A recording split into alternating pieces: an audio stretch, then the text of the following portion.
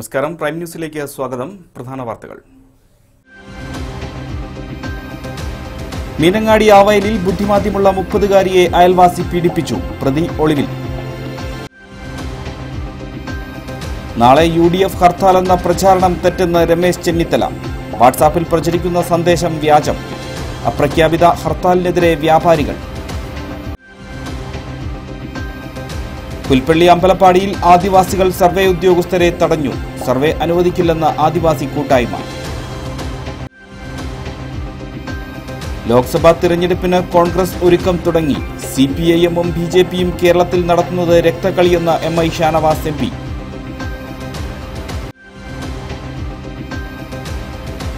കബനിയിൽ ജലനിരപ്പ് ഉയർന്നു. കുറുവയിൽ സഞ്ചാരികൾക്ക് വിലക്ക്. ഡിജിറ്റൽ ഇന്ത്യ യത്നത്തിന് വൻ സ്വീകാര്യത. വികാസ്പീഡിയ മലയാളം പോർട്ടലിന് 1.5 കോടിയിലേറെ സന്ദർശകർ. ഇന്ന് ബദർ ദിനം. പള്ളികളിൽ മൗലീദ് പാരായണം.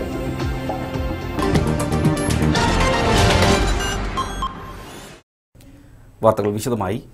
ബുദ്ധിവൈകല്യമുള്ള യുവതിയെ സമീപവാസിയായ 55-കാരൻ പീഡിപ്പിച്ചതായി പരാതി. മീനങ്ങാടി ആവയൽ നൂലംവയലിലെ 30-കാരിയെയാണ് വീട്ടിൽ ആളില്ലാതിരുന്ന സമയത്ത് പീഡിപ്പിച്ചതായി പരാതി. പ്രതി ഒളിവിൽ. സംഭവത്തിൽ മീനങ്ങാടി പോലീസ് കേസെടുത്ത് അന്വേഷണം ആരംഭിച്ചു. ബുദ്ധിവൈകല്യമുള്ള 30-കാരിയെയാണ് സമീപവാസിയായ 55-കാരൻ പീഡിപ്പിച്ചതായി യുവതിയുടെ അമ്മ പോലീസിൽ പരാതി നൽകിയത്. അമ്മയും സഹോദരനും വീട്ടിലില്ലാതിരുന്ന സമയത്ത് പ്രതി യുവതിയെ ബലമായി എടുത്തുകൊണ്ടുപോയി വീട്ടിലെ ബാത്റൂമിൽ എത്തിച്ച് ലൈംഗികമായി പീഡിപ്പിച്ചുവെന്നാണ് പരാതി.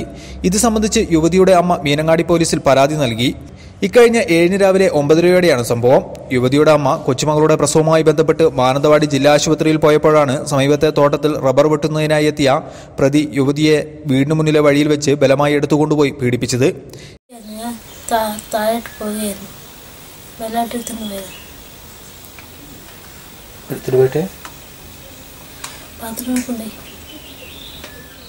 ഈ സമയം ഇവിടെയെത്തിയ യുവതിയുടെ സഹോദരനാണ് സംഭവം നേരിൽ കണ്ടത്. വിവരം പുറത്തറിഞ്ഞതോടെ പ്രതി അന്നുതന്നെ മുങ്ങുകയായിരുന്നു. പരാതിയുടെ അടിസ്ഥാനത്തിൽ മീനങ്ങാടി പോലീസ് കേസെടുത്ത് പ്രതിക്ക് വേണ്ടി തെരച്ചിൽ ആരംഭിച്ചിട്ടുണ്ട്. വയനാട് ന്യൂസ്, ബത്തേരി. നാളെ UDF ഹർത്താലെന്ന പ്രചാരണം തെറ്റെന്ന് പ്രതിപക്ഷ നേതാവ് രമേശ് ചെന്നിത്തല. ഒരു പ്രമുഖ ചാനലിന്റെ ചിത്രം സഹിതം വാട്സാപ്പ് ഉൾപ്പെടെ സമൂഹമാധ്യമങ്ങളിൽ സംസ്ഥാന വ്യാപകമായി UDF ഹർത്താൽ എന്ന മട്ടിൽ പ്രചരിക്കുന്ന സന്ദേശം വ്യാജമാണെന്ന് രമേശ് ചെന്നിത്തല വ്യക്തമാക്കി. മദ്യനയത്തിനെതിരെ UDF പ്രതിഷേധ പ്രകടനങ്ങൾ മാത്രമേ ആസൂത്രണം ചെയ്തിട്ടുള്ളൂവെന്ന് പ്രതിപക്ഷ നേതാവ് പറഞ്ഞു. അപ്രഖ്യാപിത ഹർത്താലിനെതിരെ ജില്ലയിലും എതിർപ്പുമായി വ്യാപാരികൾ. വ്യാപാരികൾക്കും പൊതുജനങ്ങൾക്കും ബുദ്ധിമുട്ടുണ്ടാവുന്ന അപ്രഖ്യാപിത ഹർത്താലിൽ നിന്നും രാഷ്ട്രീയ കക്ഷികൾ വിട്ടുനിൽക്കണമെന്നാണ് വ്യാപാരികളുടെ ആവശ്യം. ഈ ആവശ്യമുന്നയിച്ച് രാഷ്ട്രീയ കക്ഷി നേതാക്കളെ സമീപിക്കാനും വ്യാപാരി വ്യവസായി ഏകോപന സമിതി തീരുമാനം. അപ്രഖ്യാപിതമായി രാഷ്ട്രീയ കക്ഷികൾ നടത്തുന്ന ഹർത്താലുകൾക്കെതിരെയാണ് വ്യാപാരി വ്യവസായി ഏകോപന സമിതി ജില്ലാ കമ്മിറ്റിയും രംഗത്തെത്തിയിരിക്കുന്നത്. കഴിഞ്ഞ ദിവസം സംസ്ഥാന കമ്മിറ്റി എടുത്ത തീരുമാനം ജില്ലയിലും നടപ്പാക്കാനുള്ള നീക്കത്തിലാണ് ജില്ലാ കമ്മിറ്റി. ഇതിന്റെ ഭാഗമായി വിവിധ രാഷ്ട്രീയ കക്ഷി നേതാക്കളുമായി ഏകോപന സമിതി നേതാക്കൾ ചർച്ച നടത്തും. അപ്രഖ്യാപിതമായി ഉണ്ടാവുന്ന ഹർത്താലുകൾ നിമിത്തം വൻ നഷ്ടമാണ് കച്ചവടക്കാർക്ക് ഉണ്ടാവുന്നത്. ദിവസവാടകയ്ക്ക് കച്ചവടം നടത്തുന്ന മഹാഭൂരിപക്ഷം കച്ചവടക്കാർക്കും ഹർത്താലുകൾ സാമ്പത്തിക നഷ്ടമാണ് വരുത്തിവെക്കുന്നത്. ഇത് വ്യാപാര മേഖലയെ തകർക്കുകയാണെന്നും ഇതിൽ നിന്നും പിന്തിരിയാൻ രാഷ്ട്രീയ കക്ഷി നേതാക്കൾ തയ്യാറാകണമെന്നും ഏകോപന സമിതി ജില്ലാ പ്രസിഡന്റ് KK വാസുദേവൻ പറഞ്ഞു. വ്യാപാര മേഖല ഇപ്പോൾ പഴയ രീതിയിലില്ല. വലിയ ചെലവോട് കൂടിയാണ് വ്യാപാര മേഖല പ്രവർത്തിക്കുന്നത്. ഇപ്പോൾ അടിക്കടി പെട്ടെന്ന് കേന്ദ്രം ഭരിക്കുന്ന കക്ഷിയും കേരളം ഭരിക്കുന്ന കക്ഷിയും ഭരിക്കുന്നവർ ഈ മത്സരിച്ച് ഹർത്താൽ ആഹ്വാനം ചെയ്യുന്നു കഴിഞ്ഞാൽ നാടിൻ്റെ വളർച്ചയാണ് ബാധിക്കുന്നത്. അതുകൊണ്ട് അതിനെതിരെ പ്രതികരിക്കാൻ കേരള വ്യാപാരി വ്യവസായ ഏകോപന സമിതി ഇന്നലെ നടന്ന സംസ്ഥാന സെക്രട്ടേറിയറ്റ് യോഗം തീരുമാനിച്ചു. നടപ്പാക്കാൻ പെട്ടെന്ന് ബുദ്ധിമുട്ടുള്ള ഒരു തീരുമാനമാണെന്ന് ഞങ്ങൾക്കറിയാം. എന്നിരുന്നു കഴിഞ്ഞാൽ ഇവിടുത്തെ ഭരണാധികാരികളോടും പ്രമുഖ രാഷ്ട്രീയ പാർട്ടികളോടും എല്ലാവരോടും സംസാരിച്ച് അവർക്കൊരു തീരുമാനം ഉണ്ടാക്കാൻ, നമുക്ക് അനുകൂലമായൊരു തീരുമാനം ഉണ്ടാക്കാനുള്ള ശ്രമത്തിലാണ് വ്യാപാരി ഏകോപന സമിതി. ജനങ്ങളുടെ പിന്തുണയും അധികാരികളുടെ പിന്തുണയും ഇതിലുണ്ടെങ്കിൽ ഈ രീതിയിലുള്ള ഹർത്താലിൽ നിന്ന് നമ്മുടെ നാടിനെ രക്ഷിക്കാൻ കഴിയും. അതുകൊണ്ട് എല്ലാവരുടെയും പിന്തുണ ഞങ്ങൾ അഭ്യർത്ഥിക്കുക. അടിക്കടി ഉണ്ടാകുന്ന ഹർത്താലുകൾ വ്യാപാര മേഖലയ്ക്ക് പുറമെ പൊതുജനങ്ങൾക്കും വൻ ദുരിതമാണ് വരുത്തുന്നത്. വയനാട് ന്യൂസ്, ബത്തേരി. പുൽപ്പള്ളി അമ്പലപ്പടി കോളനിയിലെ മിച്ചഭൂമി അളന്ന് തിട്ടപ്പെടുത്താനെത്തിയ സർവേ ഉദ്യോഗസ്ഥന്മാരെ ആദിവാസികൾ തടഞ്ഞു. ദേവസ്വത്തിന്റെ മിച്ചഭൂമിയായി കണ്ടെത്തിയ സ്ഥലമാണ് 5 സെന്റ് വീതം 33 കുടുംബങ്ങൾക്ക് വേണ്ടി അളന്ന് തിട്ടപ്പെടുത്താൻ റവന്യൂ വകുപ്പിന്റെ സർവേയർമാരെത്തിയത്. കരിമം അമ്പലപ്പടി കോളനിയിലെ 50ഓളം കുടുംബങ്ങൾ ഇപ്പോൾ കുടിൽ കെട്ടി താമസിക്കുന്ന സ്ഥലം അളക്കാൻ ഒരു കാരണവശാലും അനുവദിക്കില്ലെന്നായിരുന്നു ആദിവാസികളുടെ നിലപാട്. 10 വർഷം മുമ്പ് റവന്യൂ വകുപ്പിന്റെ നേതൃത്വത്തിൽ 5 സെന്റ് ഭൂമി വീതം 35 കുടുംബങ്ങൾക്ക് വീട് വെക്കുന്നതിന് പട്ടയം നൽകിയെങ്കിലും ഭൂമി അളന്നു തിട്ടപ്പെടുത്തി കൊടുക്കാൻ റവന്യൂ വകുപ്പ് തയ്യാറായില്ല. ഇതിനെ തുടർന്ന് മിച്ചഭൂമിയിൽ പട്ടയം ലഭിച്ച കുടുംബങ്ങൾ കോടതിയെ സമീപിച്ച് അനുകൂല വിധി സമ്പാദിക്കുകയായിരുന്നു. തുടർന്നാണ് ജില്ലാ ഭരണകൂടത്തിന്റെ നിർദ്ദേശപ്രകാരം ഭൂമി അളന്നു തിരിക്കാൻ ഉദ്യോഗസ്ഥർ എത്തിയത്. എന്നാൽ ആദിവാസി കുടുംബങ്ങൾ അളക്കാൻ അനുവദിക്കാതെ വന്നതോടെ ഉദ്യോഗസ്ഥർ പിന്മാറുകയായിരുന്നു. കുടിൽ കെട്ടി താമസിക്കുന്ന ഭൂമി ആർക്കും വിട്ടുകൊടുക്കാൻ തയ്യാറാകില്ലെന്ന നിലപാടാണ് ആദിവാസികൾക്ക്. ഞങ്ങൾ കടന്ന് കഷ്ടപ്പെട്ട പൈസയും കൊണ്ട് ഞങ്ങൾ കൈപ്പറ്റ അവിടെ ഇവിടെ എല്ലാം പോയിട്ട് ഇവരിത് കണ്ടില്ലെന്ന് നടിക്കാൻ പാടില്ലേ സർക്കാർ? ഞങ്ങൾ സമ്മതിക്കുകയില്ല. ഉദ്യോഗസ്ഥർ പോലീസ് സഹായമില്ലാതെ എത്തിയതാണ് ഭൂമി അളക്കാൻ കഴിയാതെ പോയത്. ജില്ലാ കളക്ടറും ജനപ്രതിനിധികളും ആദിവാസി സംഘടനാ നേതാക്കളുമായി ധാരണയിലെത്തിയിട്ട് പോലും ഭൂമി അളക്കാൻ കഴിയാതെ വന്നത് പ്രതിഷേധത്തിന് കാരണമായിട്ടുണ്ട്. അങ്ങനെയാണെങ്കിൽ ഞങ്ങളെ കൊന്നിട്ട് വേണം ഇവിടുന്ന് ഇവര് വേറെ ആൾക്ക് സ്ഥലം അളക്കാൻ. ഒഴിവാക്കി കൊടുക്കാൻ പറ്റുമോ? ഞങ്ങളെ മക്കളെ എവിടെ പോകും? വയനാട് ന്യൂസ്, പുൽപ്പള്ളി. ജില്ലയിലെ കമ്മിറ്റഡ് സോഷ്യൽ വർക്കർമാരെ മറ്റ് ജില്ലകളിലേക്ക് സ്ഥലം മാറ്റിയ ട്രൈബൽ വകുപ്പ് നടപടിക്കെതിരെ പ്രതിഷേധം. ജില്ലയിൽ ആകെയുള്ള 15 വർക്കർമാരിൽ 10 പേരെ മാറ്റിയ നടപടിയാണ് പ്രതിഷേധത്തിന് കാരണം. ഏറ്റവും കൂടുതൽ ആദിവാസികളുള്ള ജില്ലയിൽ നിന്നും കമ്മിറ്റഡ് വർക്കർമാരെ മാറ്റിയ നടപടി തിരുത്തണമെന്നാവശ്യപ്പെട്ട് വകുപ്പ് മന്ത്രിക്ക് കത്ത് നൽകുമെന്ന് IC ബാലകൃഷ്ണൻ MLA. ജില്ലയിലെ ആദിവാസി മേഖലകളിലെ സമഗ്ര പുരോഗമന പ്രവർത്തനങ്ങൾക്കായി കഴിഞ്ഞ സർക്കാർ നിയോഗിച്ച കമ്മിറ്റഡ് സോഷ്യൽ വർക്കർമാരെ മറ്റ് ജില്ലകളിലേക്ക് മാറ്റിയ നടപടിക്കെതിരെയാണ് പ്രതിഷേധം. ആദിവാസി സമൂഹം ഏറെയുള്ള ജില്ലയിൽ 26 പേരായിരുന്നു ഉണ്ടായിരുന്നത്. ഇതിൽ 11 പേർ സ്വമേധയാ പിരിഞ്ഞുപോയി. ബാക്കിയുണ്ടായിരുന്ന 15-ൽ 10 പേരെയാണ് മറ്റ് ജില്ലകളിലേക്ക് മാറ്റിയത്. സർക്കാർ പദ്ധതികളും സേവനങ്ങളും ആദിവാസി സമൂഹത്തിൽ എത്തിക്കുക എന്ന ലക്ഷ്യത്തോടെയാണ് ജില്ലയിൽ ഇവരെ നിയമിച്ചത്. ഈ പ്രവർത്തനമാണ് വർക്കർമാരെ മാറ്റിയതിലൂടെ നിലച്ചിരിക്കുന്നത്. മറ്റ് ജില്ലകളിലേക്ക് മാറ്റിയ വർക്കർമാരിൽ 3 പേർ വയനാട് ജില്ലക്കാർ കൂടിയാണ്. ഈ നടപടി ആദിവാസികളോട് കാണിക്കുന്ന അവഗണനയാണെന്നും നടപടിക്കെതിരെ വകുപ്പ് മന്ത്രിക്ക് കത്ത് നൽകുമെന്നും IC ബാലകൃഷ്ണൻ MLA പറഞ്ഞു. വയനാട് ജില്ലയിലുള്ള 15 കമ്മിറ്റഡ് സോഷ്യൽ വർക്കർമാരെ 5 പേരെ നിലനിർത്തിയിട്ട് 10 പേരെ ഈ ജില്ലയിലുള്ള മറ്റ് 10 പേരെ മറ്റ് ജില്ലകളിലേക്ക് ട്രാൻസ്ഫർ ചെയ്തിരിക്കുക. ശരിക്കും മറ്റ് ജില്ലയിൽ ഇതേ ആവശ്യമാണെങ്കിൽ അവിടെ നിന്നുള്ള യോഗ്യതയുള്ള ഉദ്യോഗാർത്ഥികളെ കണ്ടെത്തി സോഷ്യൽ വർക്കർമാരാക്കണം. അതാക്കാതെ നിന്നിടത്ത് നിന്ന് ഉരുളുന്ന ഒരു സാഹചര്യമാണ് ട്രൈബൽ ഡിപ്പാർട്ട്മെൻറ്റും ഈ ഗവൺമെൻറ്റും സമീപനം സ്വീകരിച്ചിരിക്കുന്നത്. വയനാട് ന്യൂസ്, ബത്തേരി. കേന്ദ്രം ഭരിക്കുന്ന BJPയും സംസ്ഥാനം ഭരിക്കുന്ന CPM-ഉം കേരളത്തിൽ രക്തക്കളി കളിക്കുകയാണെന്ന് MI ഷാനവാസ് MP പറഞ്ഞു. വയനാട് ജില്ലാ കോൺഗ്രസ് കമ്മിറ്റിയുടെ നേതൃത്വത്തിൽ ഗ്രാമോദയം എന്ന പേരിൽ കോൺഗ്രസ് ജനപ്രതിനിധികളുടെ സംഗമം ബത്തേരിയിൽ ഉദ്ഘാടനം ചെയ്യുകയായിരുന്നു MP. DCC president IC Balakrishnan MLA അധ്യക്ഷനായിരുന്നു. PV ബാലചന്ദ്രൻ, KL പൗലോസ്, KK Abraham, VA Majeed, TJ Isaac തുടങ്ങിയവർ സംസാരിച്ചു. ലോക്സഭാ തിരഞ്ഞെടുപ്പ് പ്രചാരണ പരിപാടികൾക്ക് തുടക്കം എന്ന നിലയിലാണ് സംഗമം നടത്തിയത്. കേരളത്തിൽ ദേശീയ തലത്തിൽ ഇന്ത്യൻ നാഷണൽ കോൺഗ്രസിന്റെ അഭാവം നമ്മളെ മുഴുവൻ വല്ലാതെ ബാധിച്ചിരിക്കുകയാണ്. ഓരോ ഇഞ്ചും ഫൈറ്റ് ചെയ്ത് മുന്നേറേണ്ട ഒരു കാലഘട്ടത്തിലാണ് നമ്മൾ. കുറുവ ദ്വീപിൽ നാളെ മുതൽ സഞ്ചാരികൾക്ക് നിരോധനം. കാലവർഷം കനത്തതോടെ കബനി നദിയിൽ ജലനിരപ്പ് ഉയർന്നതിനെ തുടർന്ന് സുരക്ഷാ ക്രമീകരണങ്ങളുടെ ഭാഗമായാണ് നടപടി. ഇക്കഴിഞ്ഞ സീസണിൽ ദ്വീപ് സന്ദർശിച്ചത് 3 ലക്ഷം പേർ. കാലവർഷം കനത്തതോടെ വയനാട് ജില്ലയിലെ പ്രധാന വിനോദസഞ്ചാര കേന്ദ്രമായ കുറുവ ദ്വീപിൽ സഞ്ചാരികൾക്ക് നിരോധനം ഏർപ്പെടുത്തിയതായി ചെതലയം റേഞ്ച് ഓഫീസർ സജികുമാർ അറിയിച്ചു. പ്രധാന പ്രവേശന കവാടമായ പാൽവെളിച്ചം വഴി ഈ സീസണിൽ 2016 നവംബർ 1 മുതൽ 2017 ജൂൺ 11 വരെ 467 വിദേശ വിനോദസഞ്ചാരികൾ ഉൾപ്പെടെ 2,50,000 പേരാണ് ദ്വീപ് സന്ദർശിച്ചത്. പാക്കം ചെറിയമല വഴി പ്രവേശിച്ചവരുടെ എണ്ണം കൂടിയാകുമ്പോൾ ഇത് 3 ലക്ഷത്തോളമാകും. ഈ സീസണിൽ വരുമാന ഇനത്തിൽ 79 ലക്ഷം രൂപയും ലഭിച്ചു. കഴിഞ്ഞ സീസണിൽ 2015 നവംബർ മുതൽ 2016 ജൂൺ വരെ 756 വിദേശ വിനോദസഞ്ചാരികൾ ഉൾപ്പെടെ 2,34,756 പേർ ദ്വീപ് സന്ദർശിക്കുകയും ഫീസ് ഇനത്തിൽ 70 ലക്ഷം രൂപ ലഭിക്കുകയും ചെയ്തു. ഓരോ വർഷവും കുറുവ ദ്വീപ് സന്ദർശിക്കാനെത്തുന്നവരുടെ എണ്ണം വർദ്ധിച്ചു വരുന്നതായാണ് കണക്കുകളിൽ നിന്ന് വ്യക്തമാകുന്നത്. ഈ സീസണിൽ ക്രിസ്മസ് അവധിക്കാലത്താണ് ഏറ്റവും കൂടുതൽ ആളുകൾ ദ്വീപ് സന്ദർശിച്ചത്. 70 വിദേശികൾ ഉൾപ്പെടെ 49,981 പേർ ദ്വീപിലെത്തുകയും 15 ലക്ഷം രൂപ വരുമാനമായി ലഭിക്കുകയും ചെയ്തു. മധ്യവേനൽ അവധിക്കാലമായ മെയ് മാസം 46,698 പേർ ഇവിടം സന്ദർശിച്ചു. ചങ്ങാടയാത്ര ഉൾപ്പെടെ വിദേശികൾക്ക് 150 രൂപയും മറ്റുള്ളവർക്ക് 80 രൂപയുമാണ് പ്രവേശന ഫീസ് ഈടാക്കുന്നത്. ബിജു കിഴക്കേടം, വയനാട് ന്യൂസ്, മാനന്തവാടി. പുതാടി പഞ്ചായത്ത് വട്ടത്താനയിൽ ജപ്പാൻ കുടിവെള്ള പദ്ധതിയുടെ പൈപ്പ് പൊട്ടി കുടിവെള്ളം പാഴാകുന്നത് പതിവായി. മഴക്കാലത്ത് പോലും രൂക്ഷമായ കുടിവെള്ളക്ഷാമം അനുഭവപ്പെടുന്ന പ്രദേശത്ത് ജനങ്ങൾ വാഹനങ്ങളിൽ വെള്ളമെത്തിച്ച് ആവശ്യങ്ങൾ നിറവേറ്റുന്നതിനിടെയാണ് പൈപ്പ് പൊട്ടി ലിറ്റർ കണക്കിന് കുടിവെള്ളം പാഴാകുന്നത്. വാട്ടർ അതോറിറ്റിയെ വിവരം അറിയിച്ചെങ്കിലും പൈപ്പ് നന്നാക്കാൻ ഇതുവരെ നടപടി സ്വീകരിച്ചിട്ടില്ല. ജനങ്ങൾ പരാതിപ്പെട്ടതിനെ തുടർന്ന് JCB അയച്ച് പൈപ്പ് പൊട്ടിയ ഭാഗത്ത് ഒരു വലിയ കുഴിയുണ്ടാക്കി പോവുകയല്ലാതെ മറ്റൊന്നും ചെയ്തിട്ടില്ല. JCB ഉപയോഗിച്ച് നിർമ്മിച്ച കുഴിയിൽ പൈപ്പ് പൊട്ടിയ വെള്ളം നിറഞ്ഞ് വലിയ തടാകം രൂപപ്പെട്ടിരിക്കുകയാണ്.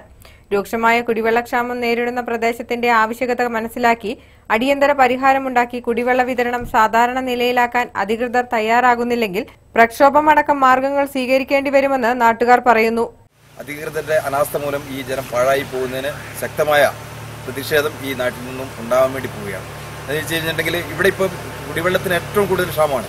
ഈ കഴിഞ്ഞ ദിവസങ്ങളിൽ വാഹനത്തിന് വെള്ളം അടിച്ചിട്ടാണ് ഇവിടെയുള്ള ജനങ്ങൾ ഉപയോഗിച്ചുകൊണ്ടിരുന്നത്. വല്ലപ്പോഴാണ് ജപ്പാൻ കുടിവെള്ള പദ്ധതി എന്ന് പറയുന്ന ഈ വെള്ളം നാട്ടുകാർക്ക് കിട്ടുന്നുണ്ട്. ആ ഒരു അവസ്ഥയിലാണ് നിൽക്കുന്നത്. ഇതിന് എത്രയും വേഗം ശാശ്വതമായ ഒരു പരിഹാരം ഉണ്ടാവണമെന്നാണ് നാട്ടുകാരുടെ ആവശ്യം.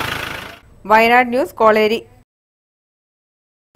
ചെക്ക് ഡാമുകളിൽ വർഷങ്ങളായി അടിഞ്ഞുകൂടിയ മണ്ണ് നീക്കം ചെയ്ത് സംഭരണശേഷി വർദ്ധിപ്പിച്ച് മഴക്കാലത്ത് കൂടുതൽ വെള്ളം ശേഖരിക്കാൻ മുള്ളംകൊല്ലി പഞ്ചായത്ത് പദ്ധതി ആവിഷ്കരിച്ചു. പാളക്കൊല്ലി മുതൽ മരക്കടവ് വരെ ഭാഗങ്ങളിലെ ചെക്ക് ഡാമുകളിലെ മണ്ണ് നീക്കം ചെയ്ത് കാലവർഷത്തിൽ പെയ്യുന്ന മഴവെള്ളം പരമാവധി സംഭരിക്കാനാണ് പദ്ധതി. തടയണകളിൽ മണ്ണടിഞ്ഞുകൂടിയത് കാരണം ഇവയുടെ സ്ഥാപിത സംഭരണശേഷി നഷ്ടമായിട്ടുണ്ട്.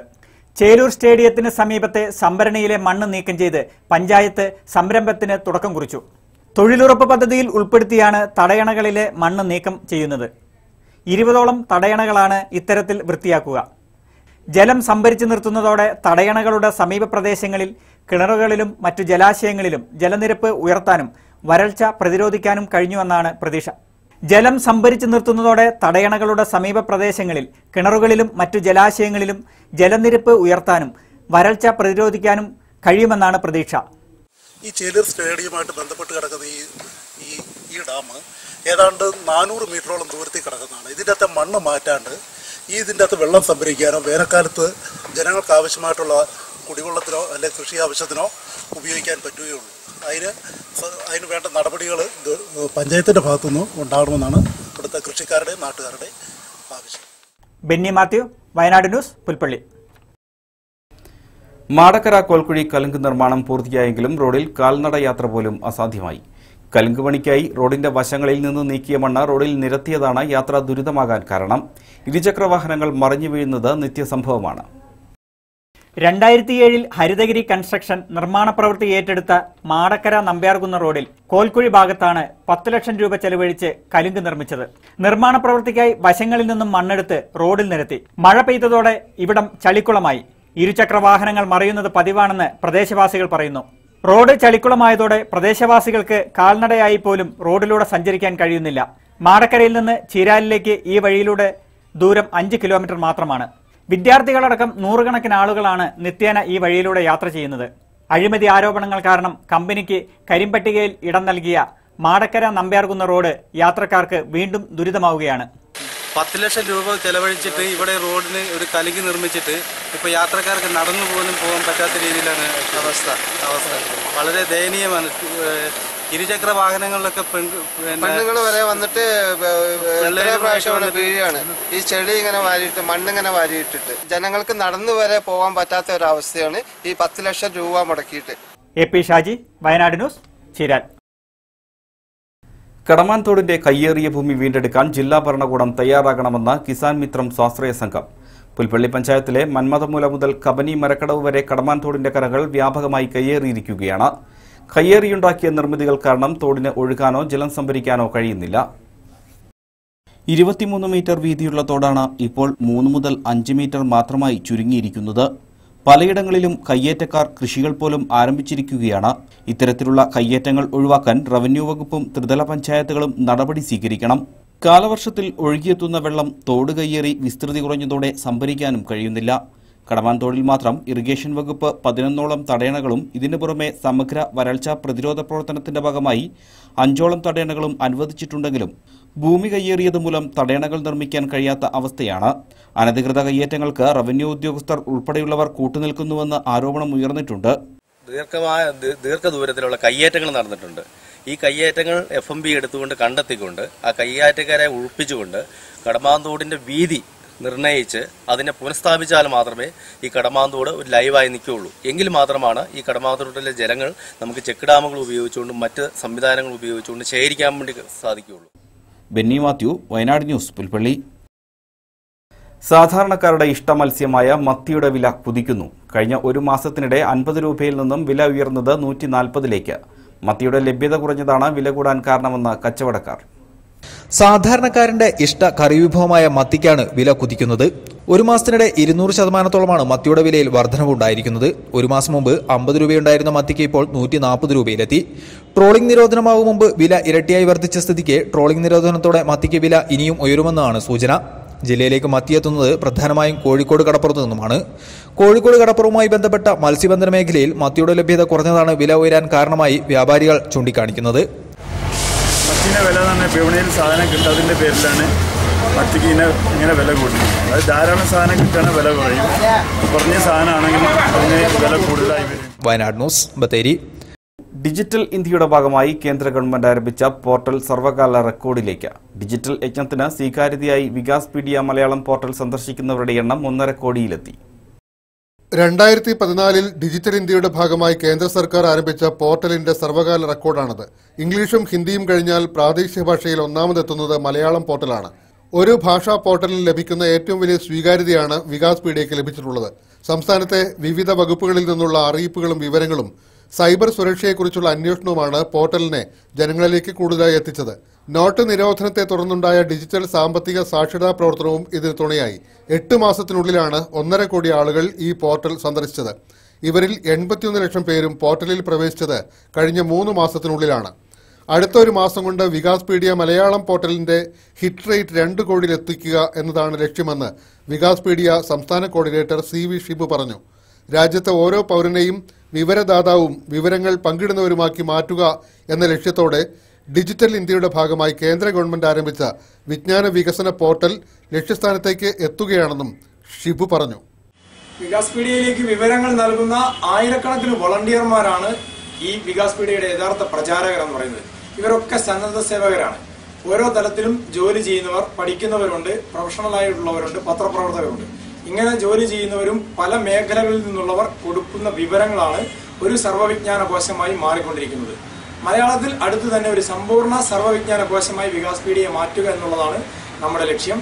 അതുപോലെ തന്നെ ഇത് അടുത്ത ഒരു മാസത്തിനുള്ളിൽ തന്നെ 2 കോടി ആളുകളിലേക്ക് എത്തിക്കുക എന്ന ലക്ഷ്യത്തോടു കൂടിയാണ് ഇപ്പോൾ പ്രചാരണ പ്രവർത്തനങ്ങൾ നടന്നുകൊണ്ടിരിക്കുന്നത്. വയനാട് ന്യൂസ്, മാനന്തവാടി. ലോക രക്തദാന ദിനാചരണത്തിന്റെ ഭാഗമായി ജില്ലാതല രക്തദാന ക്യാമ്പും രക്തഗ്രൂപ്പ് ഡയറക്ടറി പ്രകാശനവും ബുധനാഴ്ച നടക്കും. ജില്ലയിലെ ഏറ്റവും വലിയ രക്തഗ്രൂപ്പ് ഡയറക്ടറിയാണ് തയ്യാറാക്കിയതെന്ന് സംഘാടകർ മാനന്തവാടിയിൽ വാർത്താസമ്മേളനത്തിൽ അറിയിച്ചു. Mananthavady blood donors forum, Janamaithri police, Mananthavady press forum, Vikaspedia എന്നിവയുടെ ആഭിമുഖ്യത്തിലാണ് പരിപാടികൾ നടത്തുന്നത്. ജില്ലാ ആശുപത്രിയിലെ ബ്ലഡ് ബാങ്കിന്റെ സഹായത്തോടെ 60 സന്നദ്ധ പ്രവർത്തകർ രക്തം ദാനം ചെയ്യും.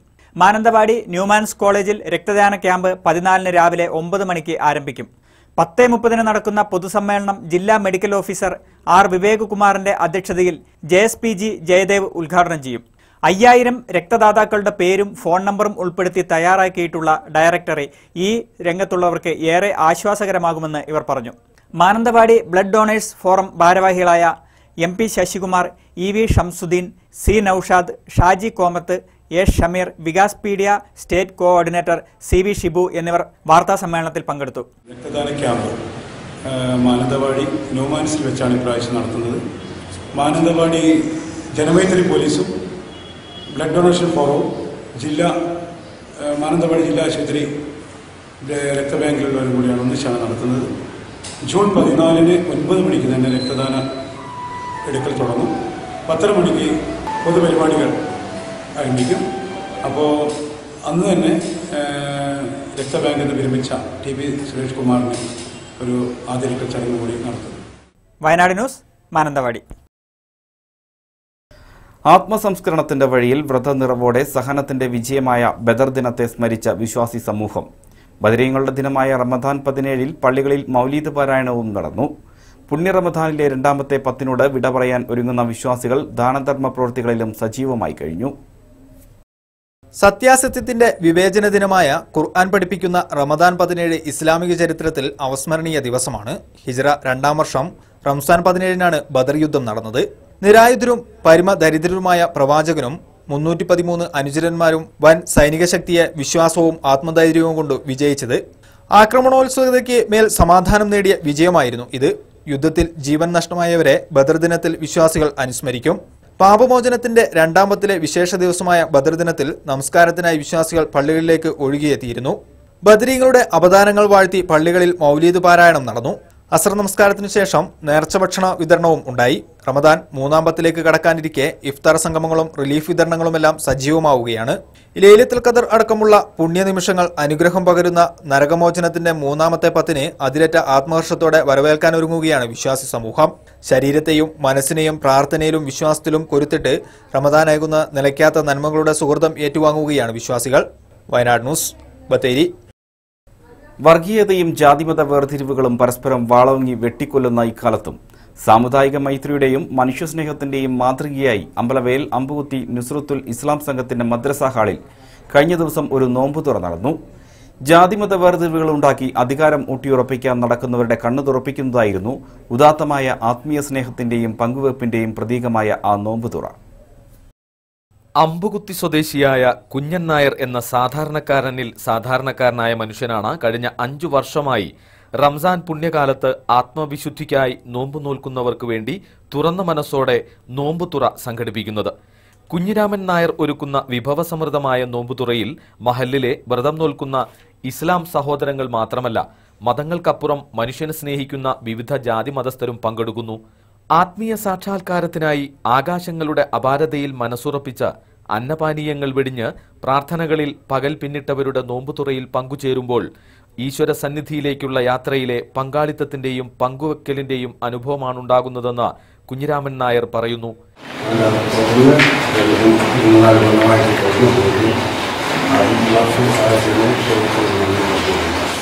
5 വർഷമായി ഇസ്ലാം സംഘത്തിന്റെ മദ്രസ ഹാളിൽ നോമ്പുതുറ ഒരുക്കുമ്പോൾ ഈ ചാരിതാർത്ഥ്യമാണ് കുഞ്ഞിരാമൻ നായർക്ക്. സമൂഹത്തിൽ നഷ്ടമായിക്കൊണ്ടിരിക്കുന്ന സൗഹാർദ്ദങ്ങളുടെ തിരിച്ചുവരവിനെയാണ് ഈ നോമ്പുതുറയിൽ തനിക്ക് അനുഭവിക്കാൻ കഴിഞ്ഞതെന്ന് വ്യത്യസ്തമായ ഈ നോമ്പുതുറയ്ക്ക് കാർമ്മികത്വം വഹിച്ച നുസ്രത്തുൽ ഇസ്ലാം മഹലിലെ ഉസ്താദ് ഹനീഫ അൽഫാനി പറയുന്നു. ഇത്തരം സൗഹൃദങ്ങളുടെ ഉടമസ്ഥരാകാനാണ് റംദാനിലെ വ്രതാചരണങ്ങൾ പഠിപ്പിക്കുന്നതെന്നും അദ്ദേഹം പറഞ്ഞു. സ്വന്തം പാത്രത്തിൽ സ്വയം പാകം ചെയ്ത് ഭക്ഷിക്കലല്ല, സ്നേഹത്തിന്റെയും സൗഹൃദത്തിന്റെയും പങ്കുവെപ്പാണ് ഓരോ നോമ്പുതുറയെന്നും അദ്ദേഹം പറഞ്ഞു. ഇന്ന് നമ്മൾ ജീവിക്കുന്ന ചുറ്റുപാട് അദ്ദേഹത്തിന്റെ മനസ്സിന് വലിയൊരു വിശാലത നൽകിയതുകൊണ്ട് ഒരു ഇടുങ്ങിയ മനസ്സുള്ള സമൂഹമാണ് ഇന്ന് പുറത്തിറങ്ങിയത്. അതിൽ നിന്നെല്ലാം വ്യത്യസ്തമായി എല്ലാ ആളുകളെയും ഒരുപോലെ ഒരേ മനസ്സിൽ കണ്ടുകൊണ്ട് ഇതിന് ഈ റമദാൻ തുടങ്ങിയത് മുതൽ അദ്ദേഹം നോമ്പ് തുറക്കാൻ സമയം അന്വേഷിക്കുന്നതിനോട് ശരിക്കും. ബിനേഷ് മാത്യു, വയനാട് ന്യൂസ്, അമ്പലവയൽ. ബത്തേരി മുനിസിപ്പാലിറ്റി 2016-17 വാർഷിക പദ്ധതിയിൽ ഉൾപ്പെടുത്തി പൂമല സ്പെഷ്യൽ സ്കൂളിന് അനുവദിച്ച ഓഡിയോ മീറ്റർ ഉദ്ഘാടനം ചെയ്തു. സ്കൂൾ ഓഡിറ്റോറിയത്തിൽ നടന്ന ചടങ്ങിൽ ഓഡിയോ മീറ്ററിന്റെ ഉദ്ഘാടനം നഗരസഭാ ചെയർമാൻ CK സഹദേവൻ നിർവഹിച്ചു. വികസനകാര്യ standing committee chairperson TL Sabu അധ്യക്ഷനായിരുന്നു. സിസ്റ്റർ ഹെലൻ, സോളി സെബാസ്റ്റ്യൻ തുടങ്ങിയവർ സംസാരിച്ചു. ഈ നഗരസഭാ അധികാരത്തിൽ വന്ന ആദ്യത്തെ വാർഷിക പദ്ധതി തന്നെ ഇവിടുത്തെ സിസ്റ്റേഴ്സ് പദ്ധതി നിർവഹണവുമായി ബന്ധപ്പെട്ട യോഗം വിളിച്ചപ്പോൾ ഈ സ്കൂളിലെ മക്കൾക്ക് ഒരു ഓഡിയോ മീറ്റർ കിട്ടുകയാണെങ്കിൽ അവരെ കേൾവി ശക്തിയെ സംബന്ധിച്ച് പരിശോധിക്കാനും അത്യാവശ്യം അവർക്ക് അതിൽ സ്പീച്ച് നടത്താനും സംസാരിക്കാനും കഴിയുന്ന ഒരു സംവിധാനമാണ്. അതുകൊണ്ട് അത് അനുവദിച്ചു തരികയാണെങ്കിൽ ഇവിടെ വരുന്ന പാവപ്പെട്ട കുട്ടികൾക്ക് ഒരു വലിയ സഹായമായിരിക്കും എന്ന് പറഞ്ഞതിൻ്റെ അടിസ്ഥാനത്തിലാണ് നമ്മൾ പദ്ധതിക്കകത്ത് ഇവർ നിർദ്ദേശിക്കപ്പെട്ട രൂപത്തിൽ 1 ലക്ഷം രൂപ വെക്കുകയും ആ പദ്ധതിയുടെ ഭാഗമായി ഇന്ന് സ്കൂളിൽ ഓഡിയോ മീറ്റർ ലഭ്യമായിരിക്കുക. ജില്ലയിലെ പാവപ്പെട്ട വിദ്യാർത്ഥികൾക്ക് കാരുണ്യത്തിന്റെ കരസ്പർശവുമായി വിദേശ മലയാളി കൂട്ടായ്മ. 60 വിദ്യാർത്ഥികൾക്കാണ് വിദ്യാകിരൺ 2017 പദ്ധതിയിലൂടെ പഠനോപകരണങ്ങൾ വിതരണം ചെയ്തത്. കുവൈറ്റിൽ ജോലി ചെയ്യുന്ന വയനാട് ജില്ലക്കാരുടെ കൂട്ടായ്മയായ കുവൈറ്റ് വയനാട് അസോസിയേഷനാണ് പാവപ്പെട്ട രോഗികളെ സഹായിക്കുന്ന പദ്ധതി കൂടാതെ പാവപ്പെട്ട വിദ്യാർത്ഥികൾക്ക് പഠനോപകരണ വിതരണവുമായി മാതൃകയായത്. പനമരം ഗ്രാമപഞ്ചായത്ത് ഹാളിൽ IC ബാലകൃഷ്ണൻ MLA പരിപാടി ഉദ്ഘാടനം ചെയ്തു. കുവൈറ്റ് വയനാട് അസോസിയേഷൻ സ്ഥാപക പ്രസിഡന്റ് റോയ് മാത്യു അധ്യക്ഷനായിരുന്നു. അസോസിയേഷന്റെ അംഗങ്ങളുടെ മക്കളിൽ നിന്ന് ഉന്നത വിജയം നേടിയ എറിക്സൺ പോൾ വർഗീസ്, നൈനു വാനമ്പ് എന്നിവർക്ക് MLA OR കേളു ഉപഹാരം നൽകി. പഠനോപകരണ വിതരണം ജില്ലാ പഞ്ചായത്ത് പ്രസിഡന്റ് T ഉഷാകുമാരി നിർവഹിച്ചു. Panamaram block panchayat president TS Dileep Kumar, ജില്ലാ panchayat vice president PK Asmath, MC Sebastian എന്നിവർ സംസാരിച്ചു. IC Balakrishnan MLA, OR Kelu MLA എന്നിവർക്ക് അസോസിയേഷൻ ഉപഹാരം നൽകി. KWA secretary Reji Chirayath, treasurer Jomon Jose, അംഗങ്ങളായ മാണി ചാക്കോ, ജോസ് പാപ്പച്ചൻ തുടങ്ങിയവർ നേതൃത്വം നൽകി. വിദ്യാഭ്യാസ മേഖലയിൽ പിന്നോക്കം നിൽക്കുന്ന വിദ്യാഭ്യാസ മേഖലകളിൽ കഴിയുമെങ്കിൽ നിങ്ങളുടെ വകയായി ഓരോ സ്മാർട്ട് ക്ലാസ് റൂമുകൾ കുവൈറ്റ് അസോസിയേഷൻ നേതൃത്വത്തിൽ തെരഞ്ഞെടുക്കപ്പെട്ട വിദ്യാലയം 1 വർഷത്തിൽ 10 വർഷം കൊണ്ട് 10 വിദ്യാലയം ഏതാണ്ട് വർഷങ്ങൾ കഴിയുമ്പോൾ അത് തലമുറകളായി ഏറ്റെടുത്ത് അത് ഈ ജില്ലയിൽ എല്ലാ വിദ്യാലയങ്ങളും ഒരു smart classroom, hi tech classroom നമുക്ക് കാണാൻ കഴിയും. അത് നമ്മുടെ വിദ്യാർത്ഥികൾക്ക് നൽകുന്ന വലിയ ഒരു സംഭാവനയാണ് എന്നുള്ളതിൽ തർക്കമില്ല. മാനന്തവാടി ചെറുപുഴയിൽ നിന്ന് ആദ്യമായി MBBS പരീക്ഷ പാസായി നാടിന്റെ അഭിമാനമായ ഡോക്ടർ സുമി സുരേന്ദ്രന് ജന്മനാട്ടിൽ സ്വീകരണം നൽകി. സ്വീകരണ അനുമോദന പരിപാടി OR കേളു MLA ഉദ്ഘാടനം ചെയ്തു. മാനന്തവാടി നഗരസഭാ ചെയർമാൻ VR പ്രവീജ് ഉപഹാരം സമർപ്പിച്ചു. ഡിവിഷൻ കൌൺസിലർ PV ജോർജ് അധ്യക്ഷനായിരുന്നു. Doctor P Narayanankutty, KT Binu, Manuel Chennamkulam, Mini Paul തുടങ്ങിയവർ സംസാരിച്ചു. പ്രധാന വാർത്തകൾ വീണ്ടും. മീനങ്ങാടി ആവയലിൽ ബുദ്ധിമാന്ദ്യമുള്ള 30-കാരിയെ അയൽവാസി പീഡിപ്പിച്ചു. പ്രതി ഒളിവിൽ. നാളെ UDF ഹർത്താലെന്ന പ്രചാരണം തെറ്റെന്ന് രമേശ് ചെന്നിത്തല. വാട്സാപ്പിൽ പ്രചരിക്കുന്ന സന്ദേശം വ്യാജം.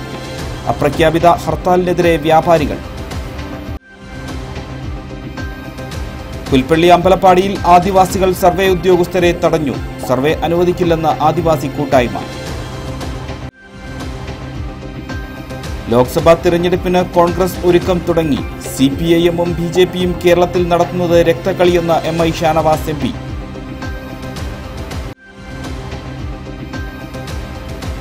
കബനിയിൽ ജലനിരപ്പ് ഉയർന്നു. കുറുവയിൽ സഞ്ചാരികൾക്ക് വിലക്ക്.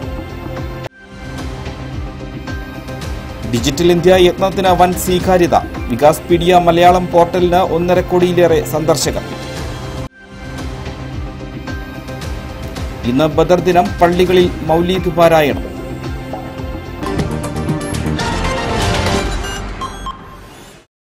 ഇതോടെ ബുള്ളറ്റിൻ സമാപിക്കുന്നു. നമസ്കാരം.